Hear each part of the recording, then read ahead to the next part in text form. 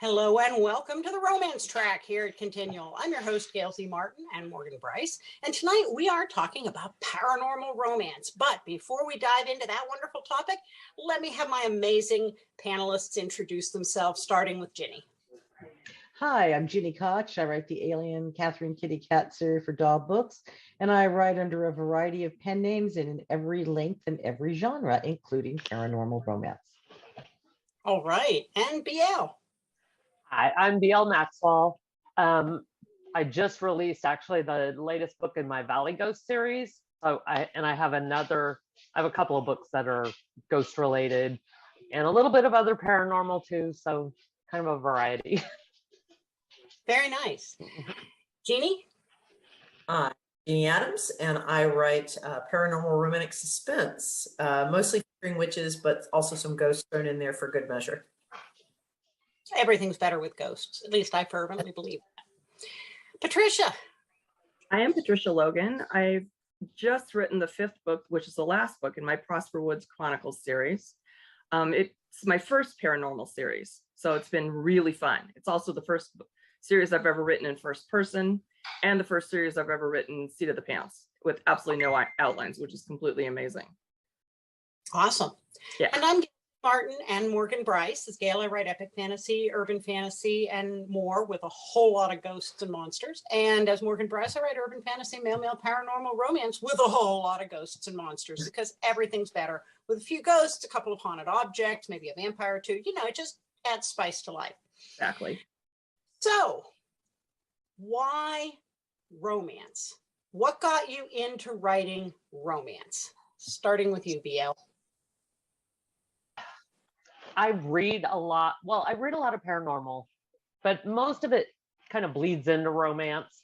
And I like that as the kind of side story. You know what I mean? I like where they're put in this really weird situation and it's like, oh, well, this could happen too, you know, besides us surviving this crazy experience, maybe we like each other too.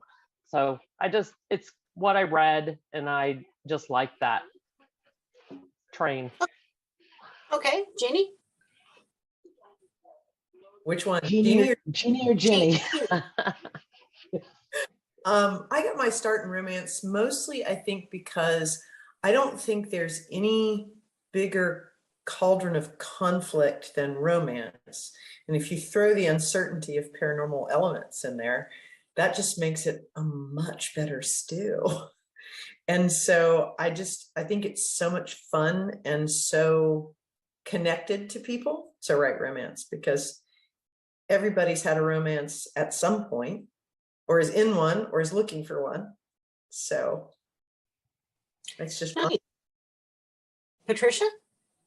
Gosh, I mean, I've been reading romance since I was a little kid. I was probably 11 or 12 when I picked up my first romance novel. So it's been in my blood. I found male romance around 2006, I want to say. And so it immediately, I connected with it. And when I started writing in 2007, that was what I wrote. It just felt like it felt right. And it's been right up. Now I'm on my 70th book. So wow. Just getting ready to release my 70th book. So it's just what I do. It's like what I live and breathe, and it comes naturally to me, I think. Yeah, I mean, I've always had some element of romance in my action adventure books, but it was tiny. It was more like 3% romance, 97% kick butt, because people can't kick butt all the time. You have to have some relationships, but it was never the focus. With the Morgan Bryce stuff, it's more 50% action, 50% kissing. And then that's kind of fun getting to explore the internal thoughts and insecurities and desires of the main characters in a way you don't get to when you're writing action adventure, where it's all about who's shooting whom. That's still fun though. It is. Yeah. But you get more leeway to do that with romance than you do in other genres. And I also write male romance, and I love the hurt comfort piece of it, where that's my favorite trope, where people, you know, come and help each other out and save each other, and leads to a lot of mushiness. So yeah, That's why romance for me. But now let's talk about your particular flavor of paranormal. There's all kinds of stuff. There's shifters and vampires and monsters and zombies and time travel and all kinds of stuff. So what are your flavors of paranormal? Patricia? I started out this series thinking I'm going to write a vampire book. So I picked out a vampire and wrote him. And then I gave him a shifter as a mate who turns out to be a unicorn. We don't know that until the end of the first book, but I also threw in a witch, and then suddenly werewolves appeared. So I ended up with this town, this little tiny town full of all these paranormal creatures. And one of my main characters, my shifter, he didn't even know that he was a shifter. So it's, you know, I threw in everything I could think of. I threw in ghosts and ghouls, and, you know, it just has expanded into this massive town of weirdos. And it's amazing and fun and crazy, and my readers love it. And that's what it is. So I don't think I have a particular flavor. It's a whole melting pot of fun, crazy, you know, paranormal creatures. Okay. Jenny? You forgot me on the last question. I'm sorry. So I'm gonna, it's okay. I'll answer both. I'll answer both, and I hope I can remember both. Okay, so romance. Why romance and why the creatures I use, right? Mm-hmm. Okay, so why romance? Unlike a lot of people, I wasn't a very big romance reader, but a lot of what I read always had the elements in it. And I just think it's part of life. I mean, we wouldn't be here if there wasn't romance. None of us would exist. The species wouldn't have made it. So I just think and I think it gives you three-dimensional characters. I've never understood why any genre wants to say, no, you can't have kissing. Everybody, it's one of our prime motivators. So to me, it makes the characters well-rounded. I no more than 50% romance for the most part, because I am writing other genres, but I've got romance in almost everything. It may not be, you know, like you said, it might be 3%, it might be 50%, but it's up there because depending on the length of the story and who's doing what and so forth. As for why I use what creatures, I use them all. It depends on the story. For my Happy Acres series, it's ghosts and some very scary ghosts that would border on demonic. For Plush Life, which is romantic suspense, there's a voodoo element. So you're not really sure, is it really voodoo? Is it magic, or is the voodoo queen fooling people? And in the Necropolis Enforcement Files series, I use every creature known and then some, and I'm like scouring the planet for all the creatures. So I use them all because I think they all deserve their shot. Very good. Yeah, there's a real high that comes from discovering a monster in somebody's mythology that you haven't seen before. I mean, maybe it's familiar to somebody over there, but it's not familiar here. And so that's like, oh, I found a new one. How can I use it? That's kind of fun. So now I mentioned that my big jam is Hurt Comfort. There are a lot of others that I like as well. But what are some of your go-to tropes? BL? I tend to go to Hurt Comfort also. I really do like that. Yes. I can't help it. And I love, like with the paranormal too, I really like the conflict of they go into, like, say they go into a haunted house together, and even though they're working together, something happens to one of them, and then they maybe have to make a choice of, do they do this or I like that. I like that whole conflict of, do you risk blowing it and maybe you can't save the day to save your partner, or do you save the day, or, you know, I love that. Very cool. Jeannie? I tend to mostly use witches. Right now, I haven't shifted into shifters, so I suspect they're going to invest my world at some point. I think that for me, the really theme that I sort of gravitate to is finding your inner strength, and that you're stronger than you know. And sometimes that in my stories, especially my Witches Walk Haven Harbor series, that's, you know, you're strong enough to stand up to the fact that you have a gift, or you're strong enough to stand up to the fact that people either don't believe it or challenge it. And so for me, that's one that I really focus on a lot, is being stronger than you know. And also the whole, I love the lovers who will stand toe to toe with each other, and, you know, they sort of match each other where they are, but they also are willing to stand up to each other. So that's another big theme I use, I guess. Very Did that cool. Yes, yes, it did. Ginny. I think from a romance side, I'm kind of a slave to the love triangle. I just ran through my catalog. It's like, yeah, a lot of times it's not as strong a love triangle as it's, sometimes I do like the false love triangle, but really that's probably my romantic trope, is that from a paranormal standpoint, mostly it's that the paranormal, there's at least half the paranormal that are good. It's not all evil. It's not all scary. Some of these creatures or people are absolutely fighting on the side of right.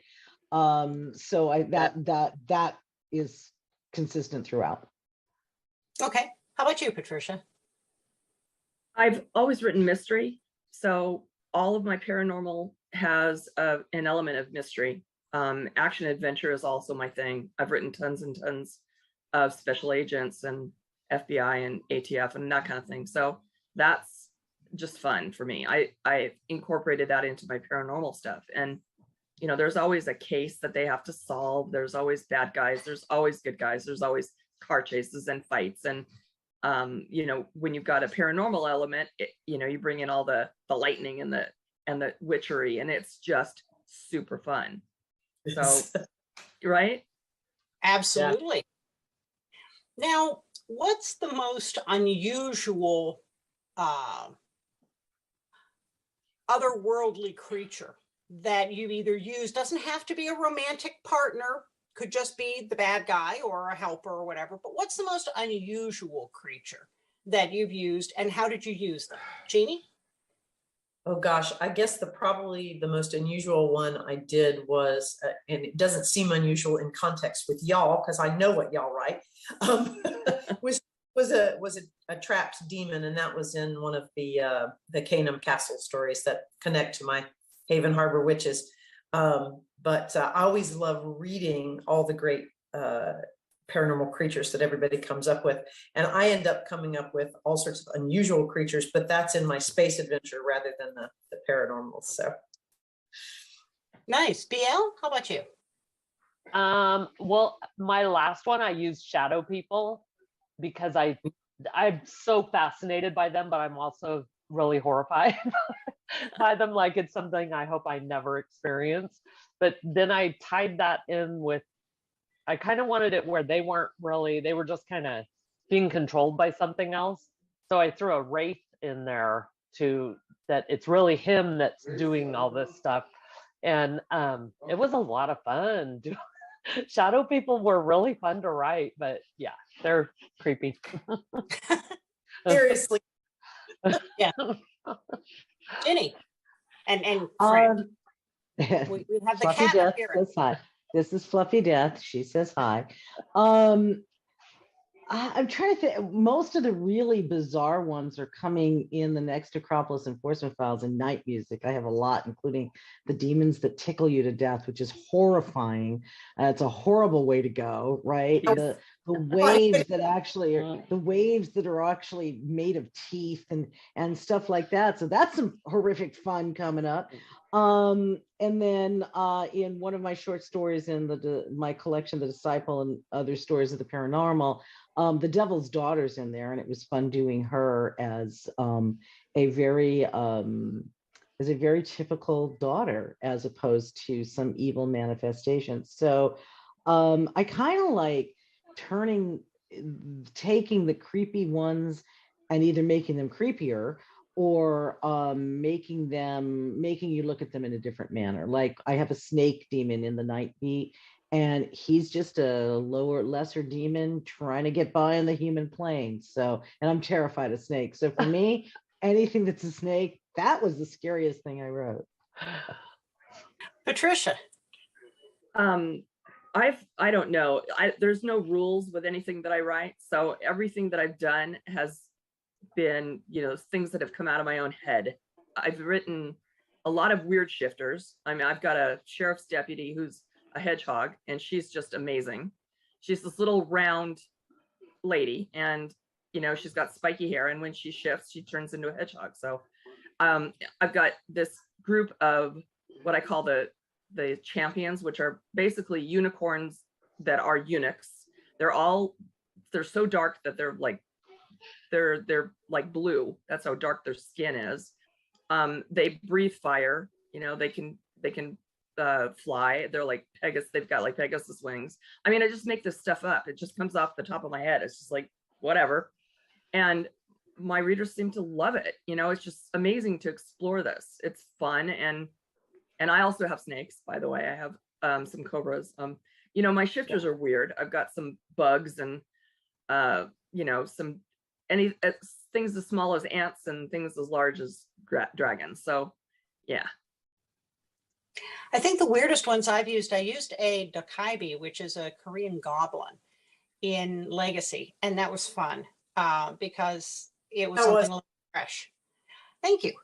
It was fresh, and it was just I took some liberties with it, of course, which is what you have to do to get some of these things to fit in your story. But it was fun to come at something that I hadn't seen before.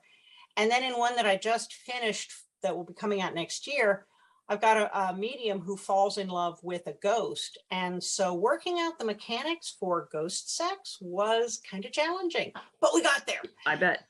And it had a very happy ending for everybody involved. So, you just have to figure out how to make it work when one person doesn't have a body.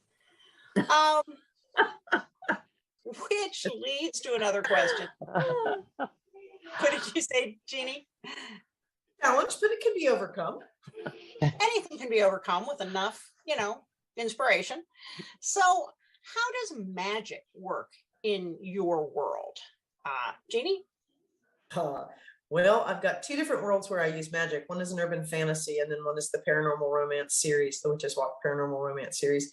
Both magic series are pretty sort of typical Celtic nature magic, having to do with energy flow and the elemental magic of that kind.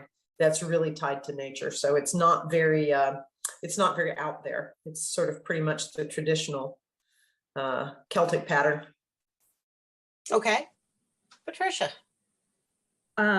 Gosh, I mean, everything in my world is magic. I have, when they shift, they sparkle, because they're unicorns. When my witch appears on the scene, he is an old man who leans on a big staff, and when he wants to do magic, then he just lifts that staff and lightning shoots out of it, and he shoots out these giant bowling ball sized, spheres of light that put holes in bad werewolves, So, there's always purple lightning flying around everywhere. There's, I've got guardians who guard the prince, who's a little tiny unicorn, and they also, I mean, it's just nuts. So they've got their own forms of magic. They create domes that sparkle and protect my prince. So it's like a big melting pot. Like I said, I just throw whatever in there and it works. Nice. Jenny. It depends on the stuff in the Happy Acres. They're ghosts, so they can do what ghosts can do and can't do, what ghosts can't do. And it's just the more powerful the ghost, the more things it can or can't do. Most, like I mentioned in Plush Life, it's voodoo. And so is the voodoo magic really magic, or is it just that this woman is so aware of psychology that she can influence people into her belief system? And she's not an evil, by the way. She is a supporting character who helps the hero and heroine to overcome the bad guys. And then in the Necropolis Enforcement File series, there isn't real. The only magic there is magic that the witches, the warlocks, or anyone else with that kind of bent are due. Like Shakespeare is creating spells for them to use, and then everybody can chant, but most of the time the creatures can only do what they can do. So vampires can only work the night beat because they are they need to go get out of the sunlight, and werewolves don't really like to take baths, but they will because they're dogs, they're canines. So I try to keep it limited to what each creature can do and not go beyond that. Okay. BL? Well, in Tutu, he's a demon hunter, but he's the ancient god, the Egyptian god Tutu, inhabiting, like sharing a body with a human. And so when he channels Tutu, when he's in control, his tattoos glow, so that he's in charge. He doesn't really have magic, but he's powerful, I guess you'd say. In my Gargoyles series, they were brought to life by sort of a combination of rituals that gave them life. My Ghost series, the ghosts are ghosts, but some are more powerful, some are more, I guess you'd say, more dark, more evil. They can do, they want to hurt you where others don't. They just want to avoid you. But the ghost hunters themselves use sigils and different things like that to, they sage, they do all sorts of things to protect themselves from the ghost. So. Okay. Now, does using magic and paranormal elements make any part of writing romance harder or easier, Jeannie? Or change how you come at the story from a non-paranormal side? I think it changes how you come at the story, because if you're using romance with defense element, that's grounded in reality, and everybody knows a gun is a gun is a gun. But when you're writing with paranormal elements, I think it makes it fun, challenging, but fun, because everybody approaches and views magic a different way. Like Patricia was saying, her creatures can do anything. Well, how does the human side of whoever is in the protagonist role react to that? And when you have magic, other condition other than that you're setting up system.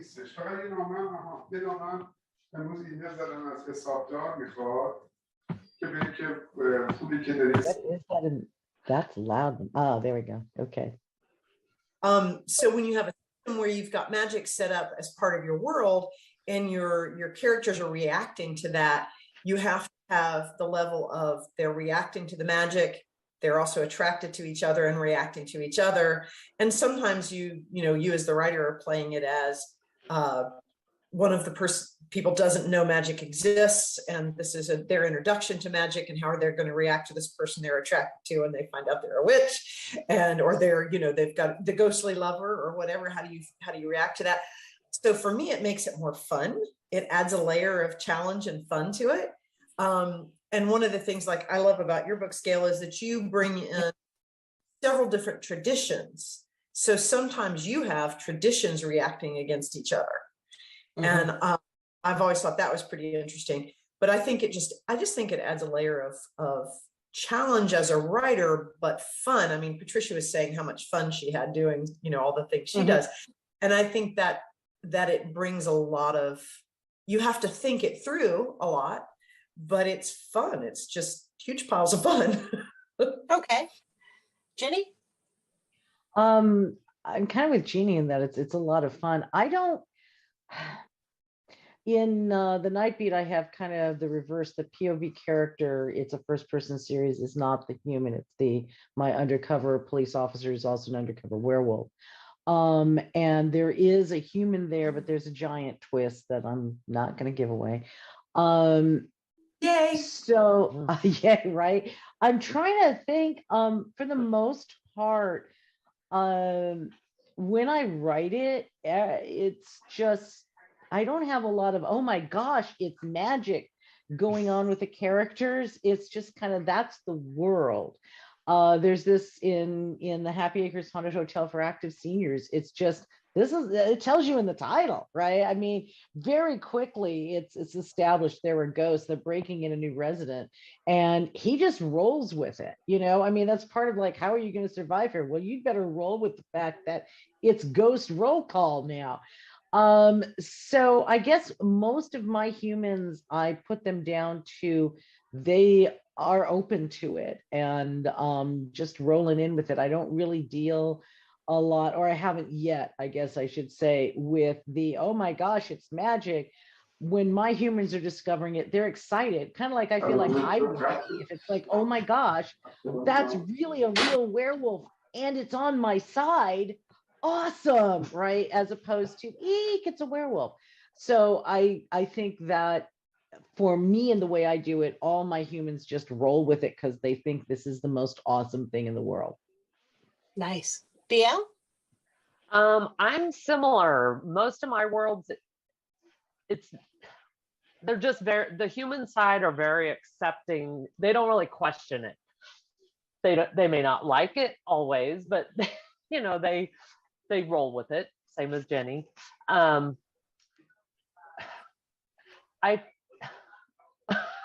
don't know what I want to say. Your stuff is awesome, and everyone should buy it. It works. Yeah. You can skip me. I lost my train of thought. So. Okay. Patricia? What you? Patricia? Me? Oh, okay. For me, it gives me license to do whatever the heck I want. It's just there are no rules, which is why I love paranormal. I found this, 10 years, 12 years into writing, I have found this new outlet where there are no rules. I don't have to write with an outline because I can make mistakes and then turn it into magic, and my betas will point something out to me and go, what the hell was this? And I go back and clean it up and go, well, that was magic. Don't you know this? This is magic. So, you can just do with it what you want. You have license to really play with it, to explore, to create a world where whatever's going on. And my humans don't really interact. They do, but it's kind of off the page. It's like, we know they're having sex, but we don't really explore them because we're more focused on this other world that we've created. So there aren't a lot of human interactions that are really human like they're not really interacting with my people. We know that they're happening, that they're living in this town with humans, but everybody else, all of my characters are really focused on their own little world, which is the paranormal world. Okay. So when it comes to the paranormal aspect, or really the books themselves, what's your research process? And if you don't think of it as research, where do you find your inspirations? BL? I watch a lot of paranormal, like the live, like Paranormal Caught on Camera, that kind of thing. And I'm in a couple of groups on Facebook where people just share paranormal experiences. And I'm just fascinated by that. I don't have the desire to actually experience it, but I enjoy hearing other people's experience. And I use that a lot. But I do research, like if it's like sigils or what I mean, different things like that. I do research it because I don't want to get it wrong, or different symbols, that type of thing. It's all paranormal, and some of it is maybe not based in fact, but you still can research it and kind of get an idea for how people expect it, I guess. So. Okay. Jenny? I do an almost embarrassing amount of research. And people are like, there's no research in this. Oh yeah, there really is. I research settings quite a lot. I research pretty much whatever I'm writing, there's going to be some level of research in it. So when it's paranormal, I'm researching things like the list of fallen angels and the demon kings and all these horrible creatures of of that have to be living on the plane of in Necropolis Enforcement. There are planes of existence, and the plane of the fantastic is terrifying. And that's where all I had to come up with some really scary stuff. So I went through, the scariest thing from each country, and that's where that tickle monster comes from. There is nothing worse, and all these other things. So I do a lot of research so I can go back, what are the elements and things like that. And so I'm not using the same character or the same traits over and over and over again in what my characters in Necropolis Enforcement, they have to avert Armageddon every time they're walking out the door. So it can't be the same Armageddon. It has to be a different Armageddon. That requires a lot of research, and just, location, for this actually isn't paranormal in that sense, but I for book 13 in my Alien series, I have it set at this real creepy former asylum. And when my editor read it, she goes, "This just seems over the top." I'm like, "This place is real and I'm downplaying it." And she's like, "Oh my God, really?" I'm like, "Oh yeah, ghost hunters went and they ran. They were so frightened." She's like, "Then play it up more." And make sure you give the reference. So far more research than it may warrant, but I'm going to do it anyway, because research is the fun part of the job. This is true. I mean, I love ghost stories and stories about hauntings and urban legends that are located, that are from the general area where the story's set, so that it makes the story really rooted in that area, and the area becomes a character. So the story couldn't happen the same way somewhere else. I really love looking into that. I watch the ghost hunter shows too. I've loved scary supernatural stuff since I was a kid. I'm a huge Supernatural fan for the TV show. And between a very, let's call it eclectic library, and a rather interesting search history, I'm sure if anything unfortunate ever happens, I can just hear the news anchor going, "Police found a witchy library in her office. We're examining," I mean, this is just not going to look good if something goes bloody, especially those books on, poisons and yeah, how to kill people. Different ways to kill people. Yeah, but doesn't everybody have those? I mean, really. So, but I agree that, yeah, the research is a lot of the fun, because that's where the aha moments come from. At least for me, when I get stuck, if I go out and research some more, I'll find something that's even better than anything I could have made up, and it's like grounded in fact, and that's just such a great day. How about you, Patricia? Go ahead. Go ahead, okay. Well, it's just that road trips are so much fun too. Always. We were looking at, you could leave a body over there and nobody would ever find it. Jeanne teaches body disposal class, and so it's really enlightening to go on a road trip with her, as I have many times, and I'm still here. She's one of the lucky ones. That's right. How about you, Patricia? For me, I've researched the silliest things. These books are just filled with silliness. So, for example, my vampire brings a sandwich to his boyfriend, and they start talking about the history of the Earl of Sandwich, because of course my vampire has met him and screwed him, actually, it just silly things like this. And I researched J. Edgar Hoover, because he really didn't have a heart attack and die. He was killed by vampires, and the FBI covered it up. He so deserved that. He so deserved that. Right. I did. I researched the Clydesdales, because did you know that the Clydesdales are actually shifters? So yeah, right. So this is the kind of stuff that I'm doing. I mean, it's like, and my brain is, a squirrel too, it's bizarre. This whole thing is bizarre, which is why I'm having so much fun with it. That's the way it should be. Yeah. And Jeanne, you really get to answer the question. So what do you think? Well, like you, Gail, I have an extensive library. I've been reading about witchy things since I could read.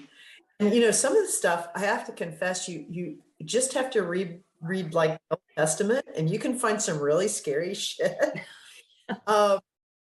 and you know, road trips, those are so wonderful because have taken some mini wild and crazy road trips, and sometimes those little stops in the randomest gift shop, you find some local legend, like you're talking about, Gail, and you're like, what if? And you know, there's so many great myths and legends and so many great books on myth and legend. And of course, there are the murder, death, kill books too in my library, which would probably give any investigator.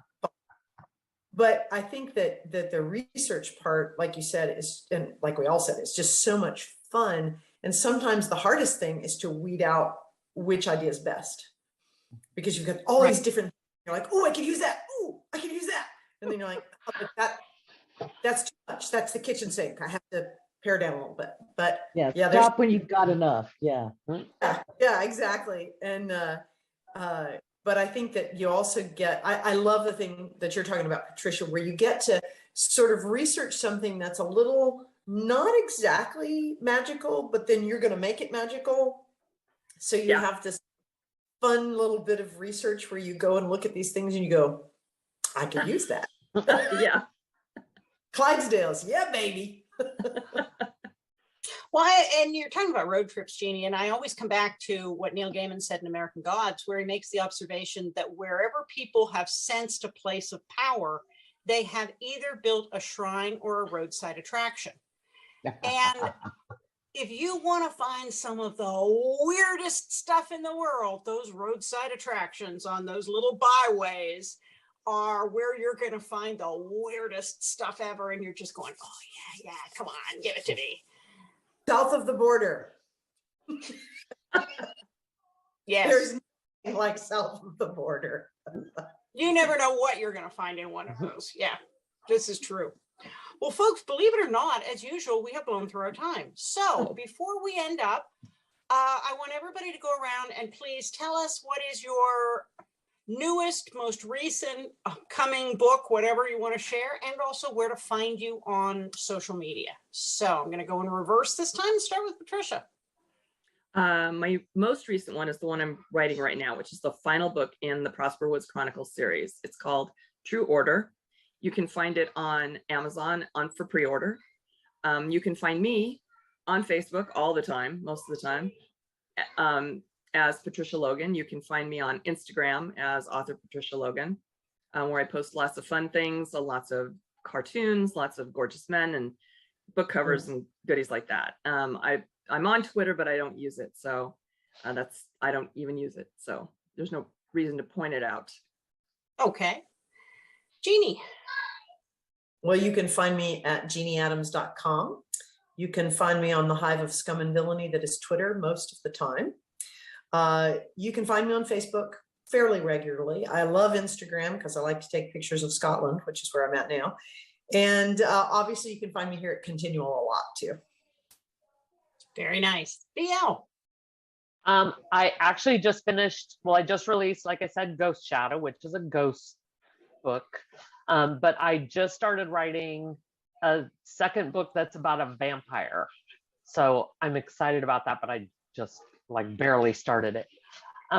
You can find me, I'm always on Facebook, BL Maxwell on Facebook. And then I'm on TikTok now too, which is kind of fun. And, you know, everywhere else, Instagram, not really on Twitter, but yeah. Okay. Ginny. www.ginnykoch.com is my website. You can find pretty much everything, but I'm on Facebook all the time. I'm on Twitter a lot. I'm on Pinterest. It says I'm on Instagram, but I'm really not. Stop sending me messages because I'm never going to see them. And my most recent releases are short stories and anthologies. I have Saving Sally Ruth, which is a ghost story in the Derelict anthology about a ghost spaceship. And I have another story coming out in Gunfight on Europa Station anthology from Baen Books, and that's releasing in just about a week and a half, 2 weeks max. And then I will have The Reinvented Heart, which is coming out in February. And that is basically, in my viewpoint, it was science fiction romance, but it's examining what makes families. And then somewhere in between now and then, Silence in the City is going to come out, and I have a story in there as well. Cool. Well, I'm pretty easy to find as gailzmartin.com, morganbryce.com. I'm on Twitter and Facebook and Instagram and YouTube. And of course, here at ConTinual, I have 3 different reader groups, well, 2 reader groups and a supernatural group. So I'm pretty easy to find there too. As far as new stuff coming out, we've got Trash and Treasure out right now for pre-order, and it'll come out at the end of the month, but that is a possum shifter and a raccoon shifter, and it's part of the Fox Hollow series. And then Jeannie and I are in a Shared Worlds collection for New Year's, and that is Ring in the New at Canham Castle, which will be out at the end of the year, and it's a fictitious castle in a fictitious town in England that we've revisited now 3 times for 3 different holidays. And so you've got a bunch of authors who are all writing in the same space at the same time for the same holiday event and trying not to have their characters trip over each other, but it's really fun. It's very so. Thank you to all of you for being wonderful panelists tonight. And thanks to all of you for watching and listening. There'll be more romance coming up here on ConTinual, so we'll see you online.